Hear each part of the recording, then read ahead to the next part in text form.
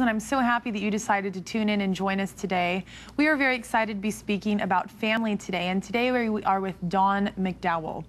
And to even begin with what he's involved in, the main thing is that he is a radio show host of a show here in the Valley called Shake, Rattle, and Troll. And we are so happy to have him here with us today. Thank you so much for joining us, Don. Thanks for having me back. So, to our first part here, Don, what are some of the issues? I think that people don't realize as civilians, if we don't have somebody in the military as a family member, what are some of the issues that they're facing that are so different than we're facing every day?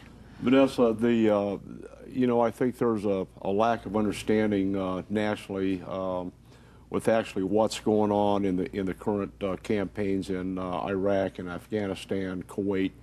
Going back to World War II, the average combat soldier in the Southern Pacific Theater saw an average out of a year about 40 days of combat.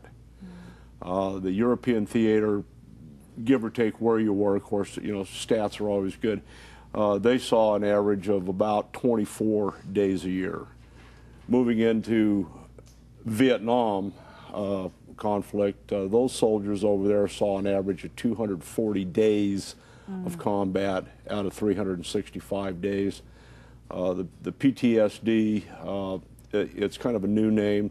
It's a big deal right now because our soldiers in Iraq, Kuwait, Afghanistan, Kurdistan, these guys are in it 365 days a year. They don't have a rear area. They are there. You take Kandahar province as an example, which is a hot spot now. It has been, and it's getting worse over there. They have no place to go. There's no rear area to fall back to. They get up out of their 9x9 area, wherever they bivouac, open the door, they're in the battle. Stuff is censored today. Rules of engagement are a little bit different. We're pretty much in a feel-good society, and war truly is it's politics with blood. The suicide rates right now are just out of control. From January of this year to June 3rd of this year, we had 127 combat-related deaths. Wow.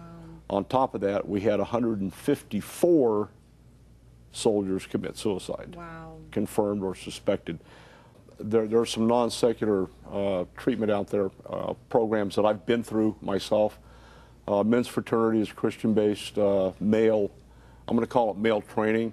It's specifically directed at males to teach us how we're wired, understand who we are, why we're going to do the things that we're going to do. Men's fraternity available to the military folks. We've made Celebrate Recovery, which is a Christian-based 12-step program, available to them.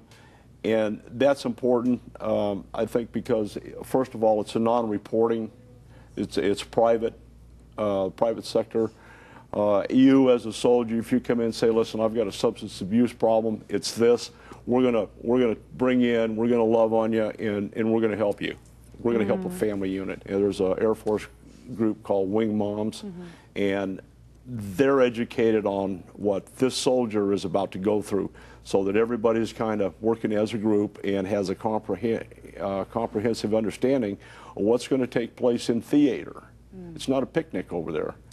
And the Blue Star Moms, and there's a number of groups out there, and it's like going through, let's say, breast cancer.